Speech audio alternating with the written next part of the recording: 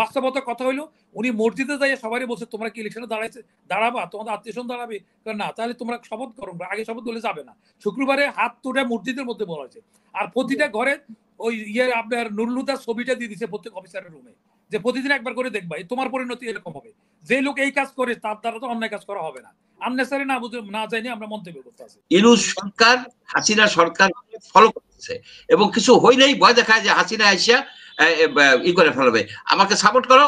যে শেখ হাসিনা বলতো যেমন আমাকে সাপোর্ট না করলে জামাত বিএনপি আইসা তোমাদেরকে খুন খারাপি করবে, ঠিক ইউনূস ওই হুমকি দেখায় যে আমাদের সাপোর্ট না করলে এই শেখ হাসিনা আসবে। শেখ হাসিনা কিভাবে আসবে? শেখ হাসিনার বাবুচি নিয়ে গেছে আপনি বলতে। Sheikh Hasina actually she is a virtually A prisoner. তার আর কোনোদিন কোনো ডিক্টেটর ফেরত আসে না, ওই ভয় দেখায় কোনো লাভ নাই। ইউনূস সাহেবের আইনের প্রতি, সংস্কারের প্রতি, জন ইচ্ছার প্রতি, জনগণের প্রতি সামান্যতম শ্রদ্ধা বোধ নাই, ক্লিয়ার কাট কথা। সুতরাং এই ধরনের একজন ব্যক্তি এই দেশকে লিড করতে পারে না, is totally unfit. He should leave এবং I urge him to leave without much delay. স্পটে না গেলে অনেক সময় বাইরের থেকে শুনে দূরের থেকে দেখে কিন্তু আসল পিকচার সম্বন্ধে আইডিয়া হবে না। তো আমি এখানে যে কথাটা বলতে চাচ্ছি সেটা হলো প্রথমত যার যে সাবজেক্ট, এখন ডাক্তারের দিয়া যদি ইঞ্জিনিয়ারিং বিল্ডিং বানানো হয় সে বিল্ডিং ত্রুটিপূর্ণ হবে। আমি সেই জন্য বলছিলাম যার এটা লয় সাবজেক্ট আর যা ডক্টর কামালের মতো লোকে যেটা রচনা করছে সেইটার মধ্যে যার সাবজেক্টে না সে ওটার মধ্যে বসতে গেলে, সংবিধান সংশোধন করতে গেলে বা পরামর্শ দিতে গেলে উনি আমি মনে করি ওনার ওই যোগ্যতাই নাই, নাম্বার ওয়ান। নাম্বার টু হলো ইলেকশন কমিশনের ব্যাপারে যেটা বলা হয়েছে এটাও সব হয়তো কারো না জানার জন্য এটা বলা হয়েছে। আমি কিন্তু দায়িত্ব নিয়ে বলছি যে ইলেকশন কমিশনার যেগুলি অতীতের যেগুলি অ্যারেস্ট করছে, অ্যারেস্টের ব্যাপারে আমার সমর্থন আছে। আমি মিডিয়াও বলছি যে এখন কেন একজন আপনার চিটং দেখে অ্যারেস্ট করছেন না, হাবিবুল আওয়াল কেন অ্যারেস্ট করছেন? যারা 9-17 বছর মানুষকে ভোট থেকে বঞ্চিত করছে, কেন তাদেরকে? তাহলে হাসিনার একার দোষ, এদের দোষ না? এটা আমি বারবার বলার পরে উনি অ্যারেস্ট করছে, কিন্তু অ্যারেস্টটা করাটার পক্ষে আমার সমর্থন আছে। কিন্তু ওনার লগে যে আচরণটা করা হয়েছে, কারণ ডেভিলকে তার আইনের শাসন দিতে হবে, আইনের সুরক্ষা দিতে হবে, যার জন্য যে শেখ মুজিবের হত্যা করছে যে সে আসামিকেও চিকিৎসা খাওয়া দিতে হয়েছে জেলে রেখে, তাকে কিন্তু ওইভাবে অপমান করাটা সেটা আইনে বলে না। আইনে বলে তো আইনের মাধ্যমে তার হবে। তাদের অ্যারেস্ট করাটা ঠিক আছে, অ্যারেস্ট করার পদ্ধতিটা প্রোটেকশন না দিতে পারে সেখানে যারা প্রোটেকশন দিতে পারে না, যাদের মারার সময় যে পুলিশগুলি ছিল তাদের সাসপেন্ড করে বিচারের আওতা আনতে উচিত ছিল, সেটা করতে পারে না। তাহলে যে লোকটা একটা গণ্যমান্য ব্যক্তি, এখন পর্যন্ত সে অ্যাকিউজড, এখন প্রমাণিত না, তাহলে সেই লোকটারে যে জুতা মারা হচ্ছে পাবলিকলি, সেখানে যে এরা তো অ্যারেস্টের কয়েদি রাষ্ট্রের ইয়েতে হেফাজতে থাকে, যে লোকের রাষ্ট্রের হেফাজতে থাকা লোক আইনমন্ত্রীকে জুতা মারছে, তো তাহলে যে লোকের রাষ্ট্রের হেফাজতে থাকা লোকের নিরাপত্তা দিতে পারে সে ভোটের বাক্স কিভাবে নিরাপত্তা দিবে? আমরা বা কেন আশা করব? আমরা কেন আশা করবো যে উনি আমাদেরকে সুষ্ঠু নির্বাচন দিবে? কেন আশা করবো? কারণ নিরপেক্ষতার কথা আমি সবে বাদ যদি দিই, একটা কয়েদি যখন যাচ্ছে কোর্টে, ডেট আগে ফিক্সড হচ্ছে, তার প্রোটেকশনের জন্য পুলিশ আছে, সেটা নিরাপত্তা ঢাকাতে মুসলিমও কয়টা জায়গায় দিতে পারে, তাহলে সারা বাংলাদেশের ভোটের বাক্সগুলির জন্য নিরাপত্তা কে দিবে? আর এটা আমি কেন বিশ্বাস করতে যাবো যে সে নিরপেক্ষ ইলেকশন দিবে বা দিতে পারবে? এটা গেলো এক। 2 নম্বর হলো ইলেকশন কমিশন, এই গভর্নমেন্টের যদি 2-1টা ভালো কাজ হয়, এর মধ্যে অন্যতম হলো ইলেকশন কমিশন নিয়োগ করা। ইনি ওর অতীতে সচিব ছিল, আমরা ওনাকে সরকারি সচিব থেকে জানি, আমি ওনার পক্ষ নিচ্ছি না। উনি কি করছেন, উনি মানে নির্বাচন বলে আসলে বোঝা যাবে যে উনি মানে এখন তাহলে এখন উনি যদি এখন আপনি আপনার ব্যক্তিগত মতামত ব্যক্ত করতে পারেন। না ব্যক্তিগত মতামত আমি আমাকে যখন ডাকা হয়েছে আমাকে আমারটা বলতে দিতে হবে। তো আমি কি বলতে চাচ্ছি বলতে হবে। একটা লোকে এখন আমি মঞ্জুর ভাই এখন কোনো কাজই করতে পারলাম, করতে পারবে না পারবে সে ওই সরকারের আজ্ঞা পাওয়া হবে, এটা কি করে আমি বলতেছি? আগে তো ইলেকশন করতে হবে তাকে। তবে আমি এটা এখানে দায়িত্ব রেখেছি, এটা ডকুমেন্ট রাখা হোক, সে আমার লোক সাথে কথা হয়েছে, যদি সরকার ডিকটেট করে সে পদত্যাগ করবে, সে এই ইলেকশন করবে না, সাধারণ ইলেকশন সে করবে না। আমি দায়িত্ব নিয়ে বলছি, আমি তো দীর্ঘদিন থেকে মঞ্জুর সাহেব দীর্ঘদিন থেকে জানি মরুসের সাথে কি করাইতে পারবে, আমি তো জানি সেটা। আর যারা না জানে দূর থেকে তারা মন্তব্য করতে পারে, কিন্তু বাস্তবতা কথা হইলো উনি মসজিদে যাইয়া সবাই বলছে তোমরা কি ইলেকশনে দাঁড়াবা, তোমাদের আত্মীয় দাঁড়াবে না, তাহলে তোমরা শপথ করো, আগে শপথ বলে যাবে না। শুক্রবারে হাত তোটা মসজিদের মধ্যে বলা হয়েছে। আর প্রতিটা ঘরে ওই আপনার নুরুল হুদার ছবিটা দিয়ে দিচ্ছে প্রত্যেক অফিসারের রুমে, যে প্রতিদিন একবার করে দেখবা তোমার পরিণতি এরকম হবে। যে লোক এই কাজ করে তার দ্বারা তো অন্যায় কাজ করা হবে না।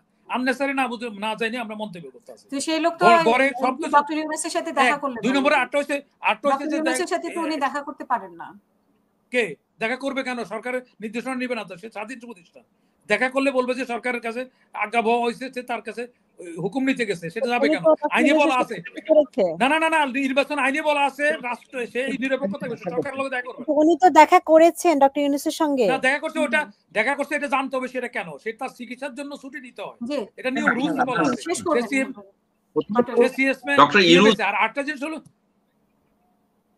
ডক্টর ইউনূস আসলে রাষ্ট্রের যে আচার সেটা উনি বুঝেন না, বুঝতেন তাহলে উনি চিফ জাস্টিস করেছেন, উনি প্রধান নির্বাচন কমিশনের না। কিন্তু এখানে একটা কথা আমি বলি মঞ্জুর ভাই, যেটা হলো সে তো জানে না, এটা আমার সাথে একমত, কিন্তু চিফ জাস্টিস তো জানে সে সরকার প্রধানের কল, তাকে কেউ কল করতে পারবে না, কেউ ডাকে আনতে পারবে না, সে কেন গেল?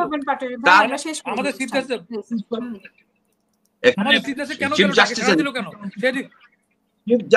সব সময় সরকারের সাথে এমনি কোনো চিঠিও দেয় না, ছিল না। আচ্ছা, আরেকটা জিনিস হলো কলিমুল্লাহ আমার খুব ঘনিষ্ঠ, কিন্তু এখানে কতগুলি জিনিস জানতে হবে, ওনাকে কি জন্য অ্যারেস্ট করছে। ওনাকে আমি অন্তত 15 দিন আগে বলছি আপনি এইগুলি কথা বলবেন না তথ্যভিত্তিক ছাড়া। উনি বলছেন সারা দেশের সবগুলি আওয়ামী লীগ লোকেরা এখানে ঢাকা আনতে জেল হত্যা করবে। না না না না, এটা বলতে হবে তো, এটা ওনার যেটা আমার কথা বলার কারণে ওনাকে গ্রেফতার করেছে। না না, কথা বলার জন্য না, উনি গুজব সৃষ্টি করার জন্য করা হয়েছে। উনি বলছে ঢাকা জেল হত্যা করা হবে সরকার, এটা সরকার সবগুলো দূর দিলে তো হবে না ভাই, কিনে জানতে হবে তো রুলসটা কি। আচ্ছা পাটোয়ারি সাহেব, সৃষ্টি করার কি করবে তো স্পেশাল ব্রাঞ্চ থেকে করবে অন্য ধারায়, তাকে তাকে তাকে দুর্নীতি দেয়। গুজব সৃষ্টি তো দুর্নীতি না, গুজব সৃষ্টি তো দুর্নীতি না। না, ওনার ভিতরে 3টা কেস হয়েছে। আমি বলি আপনার মন্ত্রী ভাই, আমি বলি আপনার 3টা কেস হয়েছে। একটা হলো যে সারা দেশ থেকে আওয়ামী লীগের লোকের জেলে আনতে, উনি জেল হত্যা করা হবে, উনি এটা তথ্যভিত্তিক, ওনার মতো রেসপন্সিবল এরকম কথা কইতে কওয়া উচিত না। আবার বলছে বৈদেশিক সরকার গঠন করবে, কি স্বাধীনতা? এই দুইটা কথার জন্য ওনার মামলা কি এটা উল্লেখ আছে যে উনি এটা ওনার 3টা মামলা হয়েছে, 3টা মামলা হয়েছে, আমি জানিয়ে বলতেছি এটা 3টা মামলা হয়েছে, কি আমাদের মিডিয়াতে বলতেছি এটা 3টা মামলার একটা হয়েছে যে উনি সরকারি অস্থিতিশীল করছে, সে বলছে জেল হত্যা করবে সরকার, এই কথা উনি রেসপন্সিবল। আমার ভাই হলো আমি কিন্তু কথা বলবো ওনাকে, উনি আমার ঘনিষ্ঠ লোক, মামলায় উল্লেখ আছে সাংঘাতিক মানে, এটা তো আপনি বলছেন যে, কিন্তু মামলায় উল্লেখ আছে, মামলা উল্লেখ হবে বলতে আমি একটু ইন্টারভেন করতে পারি হাসিনা প্লিজ? কথা এই বাংলাদেশে তো জেল হত্যা হইছে, বাংলাদেশে তো জেল হত্যা, আমরা তথ্যভিত্তিক ছাড়া উনি সম্ভবত বলেছে, আমার অনুষ্ঠানেও বলেছে, কিন্তু উনি সম্ভবত বলেছে যে এটা হইতে পারে, একটা অনুমানের একটা, আরেকটা হইতে পারে ওরা একটা কথা বলছে। আচ্ছা, আমার তো ঘনিষ্ঠ লোক, ওনার ব্যাপারে আমারও কষ্ট আছে, কিন্তু আমি বাস্তব কথা ঘনিষ্ঠ না, আপনার ঘনিষ্ঠ হইতে পারে, কিন্তু আমার টকশোতে উনি বলে গেছে দুইটা সম্ভাবনা। না, টকশোতে এটা বলতে পারবে না, সে বলতে পারে না, সে বলতে পারে না যে জেল হত্যা হবে, এটা বলতে পারে না, এটা রেসপন্সিবল বলতে পারে না। আচ্ছা, আরেকটা কথা বলছে ডিসেম্বর মানে 5 তারিখের পরে ইউজ গভর্নমেন্ট থাকবে না, এটাও সে বলতে পারে না। সেটা তো আমরা না, থাকা উচিত, আমরা বলছি থাকা উচিত না, উচিত না থাকবে বলে ডেফিনেটলি বলতেছে সেটা। এটা গেল, তারপরে সরকার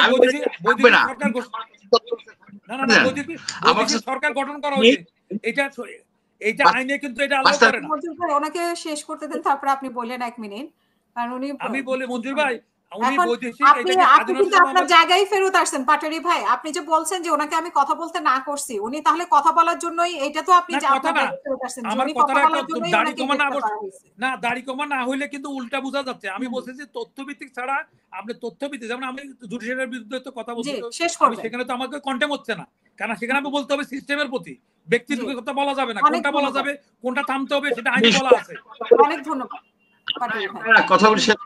আমরা সবাই পুনর্মুসিত হয়ে গেছি, আমরা সেই শেখ হাসিনার আমলের পিছে চলে গেছি যে একেবারে কারেক্ট হইতে হবে, এই হইতে হবে, সেই হইতে হবে। কেন আমি কল্পনা করে কিছু বলতে পারি না, ইমাজিনেশন থেকে কিছু বলতে পারি? আচ্ছা, রবীন্দ্র কল্পনা করে লাগছে, অ্যারেস্ট করবেন যে তুমি তথ্য পাইছো কোথায়, বিনা তথ্যে লাগছো কেন, এই এভিডেন্স নাই, এইগুলি কোনো কথা না। কথা হচ্ছে কি, আপনার কথা বলবেন, জনগণ, যেমন উনার অনেক কথা আমি মাসুদ রানা সিরিজের মতো মনে করতাম, ওনাকে বলছিও আমি যে আপনি অনেক কথা বলেন, আমিও বলছি, আমি সতর্ক করছি ওনাকে আচ্ছা এই ব্যাপারে। আচ্ছা, মাসুদ রানা সিরিজের মতো এই করেন, এটা কেন করেন, এটা বলা যায়, কিন্তু তার জন্য উনাকে নিয়ে হাই সিকিউরিটি জেলের মধ্যে রাখছে। এখন উনি বিএনপি আওয়ামী লীগের লোকের হাতে যদি উনি হয়, একটা হাসি আসছে অবস্থা, পড়ে গেছে। তাহলে পার্থক্য হলো কি? আপনি মঞ্জুর ভাই আপনি কি জানেন আরে যে ভাই জেলের বাইরে আপনি এই কথা তো জেলের বাইরের জন্য প্রযোজ্য। এখানে যেখানে পাথর মেরে লোক মারতেছে সেটা বলতেছে আপনি জেল কেন যাচ্ছেন যে এখানে তো সাধারণ লোক আসামি। মঞ্জুর ভাই আপনি কি এই পার্থক্য বুঝেন যে আওয়ামী লীগের সময় উনি আমার টক শোতে যখন কথা বলছিল ওই যে মেয়র ইলেকশন নিয়ে কুমিল্লার, তখন মানে উনি একটা সম্ভাবনার কথা বলছিল, সেই সম্ভাবনা থেকে সিকিউরিটি আইনে আমাদের মামলা হয়েছিল, আমার নামে হয়েছিল, ওনার নামে হয়েছিল, আর ওই কুমিল্লার মঞ্জুরুল হক চৌধুরী একদিন আপনার সাথে টক শোতে ছিল আমার এখানে, 3 জনের নামে মামলা হয়েছে। তাহলে হাসিনার আমলের মামলার সাথে এই আমলের মামলা বা এই আমলের গ্রেফতার আমরা কি দেখি? কোনো পার্থক্য নাই। আচ্ছা, পার্থক্য নাই। আমরা শেষ করব তাহলে। আমার কথা আমি বলবো, আমার স্বাধীনতা ওই পর্যন্ত।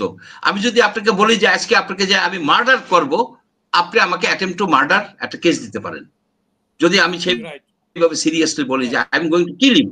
কিন্তু আমি যদি বলি যে আপনাকে আজকে ওই দিকে যাওয়ার পথে কেউ মারতে পারে আমার ধারণা হইতেছে, তা আপনি কি তার জন্য বলবেন যে আপনার কাছে তথ্যভিত্তিক হয় নাই, কেসের মধ্যে ফেলাই দিবেন? শুনেন, ইউনূস সরকার হাসিনা সরকার ফলো করতেছে এবং কিছু হইলেই ভয় দেখায় যে হাসিনা আইসা ই করে ফেলবে, আমাকে সাপোর্ট করো।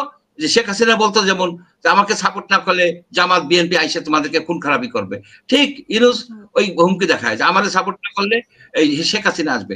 শেখ হাসিনা কিভাবে আসবে? শেখ হাসিনার বাবুচি নিয়ে গেছে। আপনি বলতে Sheikh Hasina actually she is a virtually A prisoner. তার আর কোনোদিন কোনো ডিক্টেটর ফেরত আসে না।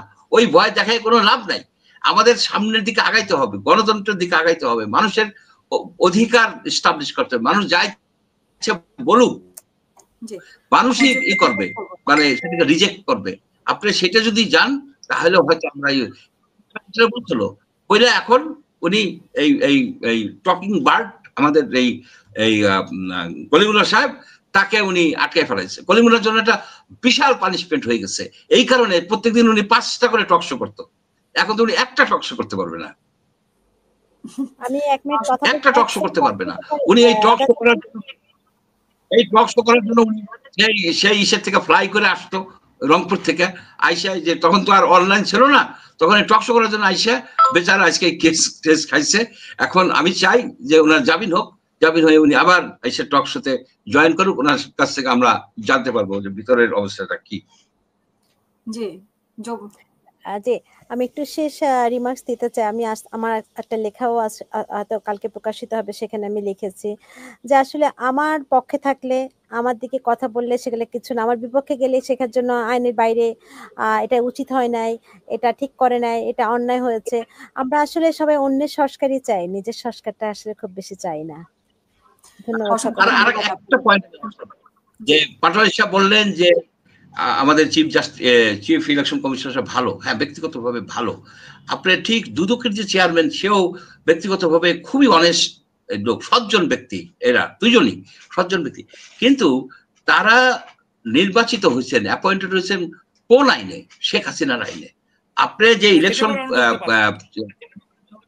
ইলেকশন কমিশন নিয়োগের যে আইনটা যখন শেখ হাসিনার গভর্নমেন্ট তড়িঘড়ি করে করলো, তখন আমরা সবাই কিন্তু সমালোচনা করছি। সেই আইনেই তো এদেরকে দেওয়া হলো, আপনার অ্যাপয়েন্টমেন্ট দেওয়া হলো। তাহলে কমিশনের কি ভ্যালু আছে? আপনার যে দুদকের অ্যাপয়েন্টমেন্ট নিয়েও তো আপনার নতুন সাজেশন আছে। আমরা সমালোচনা করি যে দুদকের এটা শেখ হাসিনাকে সমালোচনা করি, ঠিক তার আইনেই তো আপনি দুদকের চেয়ারম্যান নিয়োগ করছেন, তার আইনেই আপনি চিফ ইলেকশন কমিশনারকে নিয়োগ করছেন। কেন আপনি করছেন? এগুলি তো ঠিক না। আপনার চিফ ইলেকশন কমিশনকে নিয়োগ করবে কারা? সরকার দল, বিরোধী দল মিলাই করবে, ভোট থাকবে, ভেটো থাকবে, এরকম একটা প্রক্রিয়া তো সাজেশন করছে আপনার এই মজুমদার সাহেব, ফজলুল আলম মজুমদার সাহেব। কিন্তু তার কমিশনের সেই রিপোর্ট প্রকাশ করার আগেই কিন্তু চিফ ইলেকশন কমিশন গঠন করে ফেলছে ইউনূস সাহেবের আইনের প্রতি, সংস্কারের প্রতি, জন ইচ্ছার প্রতি, জনগণের প্রতি সামান্যতম শ্রদ্ধা বোধ নাই। ক্লিয়ার কাট কথা। সুতরাং এই ধরনের একজন ব্যক্তি এই দেশকে লিড করতে পারে না। Is totally unfit. He should leave, এবং I urge him to leave without much delay. ধন্যবাদ। Thank you.